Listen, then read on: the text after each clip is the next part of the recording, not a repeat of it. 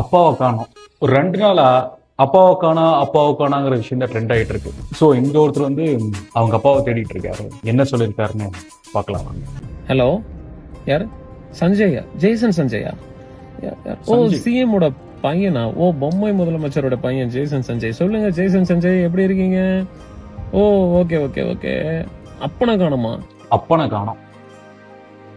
அப்பா கூட இல்ல, அப்பனை. நல்ல முடியாது. அது நான் என்னங்க பண்ணிட்டேன்? அவர் இங்கதான் பனையூர்ல இல்லைன்னா பட்டினமாக்கத்துல இருப்பாரு. பட்டினமாக்கம் போனா பார்க்க விட மாட்டேங்கிறாங்களா? அட என்னங்க பண்றது? 4 மணிக்கு மேல நடிகர் நடிகைகளோட ஜாலியா உல்லாச 4 மணிக்கு மேல நடிகர் நடிகைகளோட உல்லாசமா இருக்கிறது அப்பா. 4 மணிக்கு மேல இவர் ஏதோ பக்கத்துல இருந்து பார்த்த மாதிரியே பேசுறாரு. இப்படி கேட்போம். சும்மா இருக்காரு. உங்க அப்பா பெத்த மகனுக்கு இடம் இல்லையா? சரி, பனையூர். ஓகே. பனையூர்ல போய் பாருங்க. ஓ, பனையூர்லயும் வந்துட்டு பாத்தீங்கன்னா வேற நடிகையோட இருக்காங்களா? பனையூரோட வேற என்னங்க நடிகையோட பண்றது? இருக்காரு. எனக்கு புரியல. அம்மாக்கு நீதி வேணுமா? ஓ, கணவனை தேடும் மனைவி. ஓ அம்மாவுக்கு மை நீதி. காட், என்ன சஞ்சய் பண்றது? இந்த மாதிரி ஒரு கேவலமான மனித பிறவியை தான் உங்க அப்பனை இந்த தமிழ்நாட்டுக்கு முதலமைச்சர் ஆக்கியிருக்காங்க. இந்த மாதிரி எங்களுக்கு நக்கல் நையாண்டியெல்லாம் பண்ண தெரியும். பார்த்து தெரிஞ்சுக்கோங்க. ஜோசப் விஜய் அவர்களே, பொம்மை முதலமைச்சர் ஜோசப் விஜய் அவர்களே. ஒரு பாயிண்ட் நான் விஷயத்தை கிளியரா சொல்லுவேன். இதுல பாத்தீங்கன்னா நம்ம தலைவர் விஜய் வந்து உங்க அப்பாவை காணா அப்படின்னு சொல்லியிருக்கு. பாத்தீங்கன்னா என்னை இழுத்து நின்னாப்புல ஒருத்தர் தோத்துட்டாரு, இப்போ சட்டசபையில இல்லை, அவரை காணாமே அப்படின்னு சொல்லியிருக்காரு. அதாவது சக போட்டியாளர் தோத்துட்டாரு, அவரை காணாம் அப்படிங்கிறது நக்கலா நையாண்டியா சொல்லியிருக்காப்புல. அந்த நக்கலு நையாண்டிய அவரா வாண்டடா சொல்ல நீங்க சொல்ல வச்சிருக்கீங்க. நீங்க ட்ரிகர் பண்ணனால மட்டும்தான் இந்த மாதிரி நக்கலா எனக்கு பேச தெரியும். ஸோ அதுக்கான இடம் கொடுக்காதீங்கனுக்காக தான் தளபதி அந்த உதாரணத்தை ஒரு சட்டையராகவும் ஒரு பொலிட்டிக்கலாகவும், நான் ஜெயிச்சுட்டேன், உங்க அப்பா தோத்துட்டாரு, உங்க அப்பா இங்க இல்லை, நான் இங்க இருக்கேன் அப்படிங்கிற கருத்தை மட்டும்தான் அவர் சொல்லியிருக்காரு.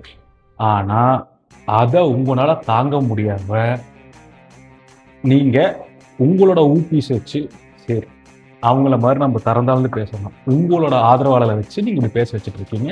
இல்ல அவங்களே அறிவு இல்லாம முட்டாள்தனமா பேசுறாங்கன்னு வச்சுக்கலாம். ஆனா உங்களுக்கு இந்த அறிவு போச்சு. நீங்க சட்டசபைக்கு வெளியே வந்து நீங்க என்ன சொல்றீங்க? அதாவது ஒருத்தரை அரசியல் ரீதியா அவங்களால அணுக முடியலன்னா அவரோட பர்சனல் லைஃப்பை பத்தி பேசுறதுனால 10 பைசாக்கு பிரயோஜனம் கிடையாது. இப்போ நம்ம அன்பானந்தம் அவருக்கு வந்துடலாம். இங்க பாருங்க பிரதர், உங்களுக்கு ஒரு புரியாத ஒரு விஷயத்த சொல்றேன். 70 வருட பாரம்பரிய கட்சின்றீங்க, எங்களோட லெகசியை வேறன்றீங்க, நீங்க என்னென்ன மாடல் அரசுன்னு சொல்றீங்க.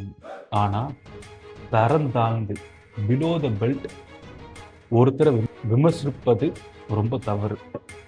சரிங்களா? அவரோட பையன் பேரை சொல்லி இப்படி பேசுறது நல்லாவா இருக்கு? இப்போ உங்க வீட்டில் வந்து போலீஸ் வந்திருக்கு, ஸோ என்கொயரியோ அரெஸ்ட்டோ உங்களுக்கு வந்திருக்கு. இப்படி பேசினா வரதா செய்வாங்க. ஏன்னா ஒரு சிஎம்மை நீங்க வந்து தரந்தாழ்ந்து பேசியிருக்கீங்க. உங்க கருத்து வந்து ஏற்புடையதா இல்லை. ஒரு சாதாரண மனுஷன் யார் பார்த்தாலுமே இது மேல கோவரத்தான் செய்யும். இப்போ நாங்கள் ஃபோன் எடுத்து, அன்பானந்தங்களா, அப்பாவை காணாங்களா, உங்க அப்பா வந்து 4 மணிக்கு மேல, 6 மணிக்கு மேல, ஒரு 10 மணிக்கு மேல அப்படின்னு சொன்னா உங்களுக்கு எவ்வளவு வலி, உங்களுக்கு எப்படி இருக்கும்?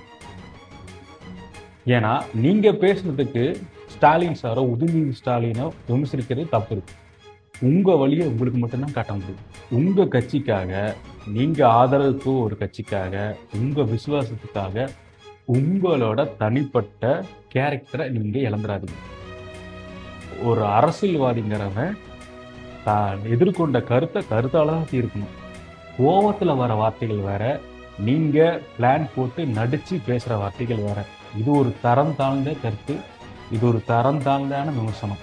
இதை ஏற்புடையதில்லை, மக்கள் யாரும் ஏற்றுக்கவும் மாட்டாங்க.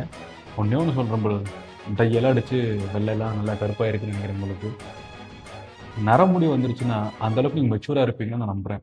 ஸோ உங்கள் கருத்துலையும் சரி, இனிமேல் வரப்போகிற காலத்தை கொஞ்சம் மெச்சூர்டாக பேசுங்க. திறந்த அந்த அரசியல் பண்ணாதீங்க, அது உங்களையே அழிவுக்கு கொண்டு போயிடும்.